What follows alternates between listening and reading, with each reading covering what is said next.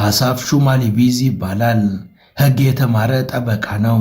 ኦክቶበር 7 ቀን እስራኤል ተጠቅታ ስታደርገን የአባት ቤት ሲዘረፍ አብረ ዝረፍ የሚለውን ብሂል በተግባር ፈጽሟል።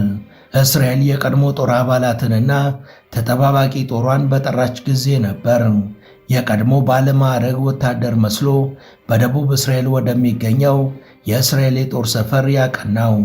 ወደ ጦር ሰፈሩ ከማቅናቱ በላይ ከፍተኛ ወታደራዊ አዛዦች የሚሳተፉባቸው ስብሰባዎች ላይ ገብቶ ከፍተኛ ምስጢራዊ መረጃዎችን ቀርጾ ሊወጣ ችሏል።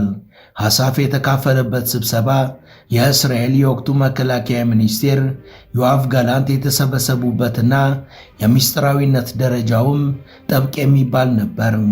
በዚህ የመከላከያ ሚኒስቴሩ ስብሰባ ላይ ከተነሱ ሐሳቦች መካከል የመጪውን የጋዛ ጦርነት ስትራቴጂ የሚያሳዩ በጥቃቱ ሌሊት የታገቱ ሰዎች ያሉበትን ሁኔታ የሚያስረዱ መረጃዎች እንዲሁም ደግሞ የሐማስ የጋዛ መሪ ስለነበረውና በኋላም ስለተገደለው ያህያ ሲንዋር የሚገልጽ እንደነበር ታውቋል።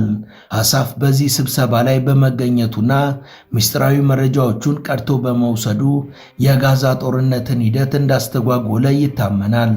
ሐሳፍ በቅድሚያ ወደ ደቡባዊ የእስራኤል ጦር ማዘዣ አቅንቶ እዛ ለመግባት ሙከራ አድርጎ ነበር።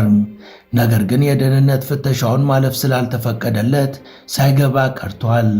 ይህን ያሉት የእስራኤል ሚዲያዎች በሁለተኛው ዙር ግን ሐሳፍ ተስፋ ሳይቆርጥ ሙከራ አድርጎ እንደተሳካለት ገልጸዋል።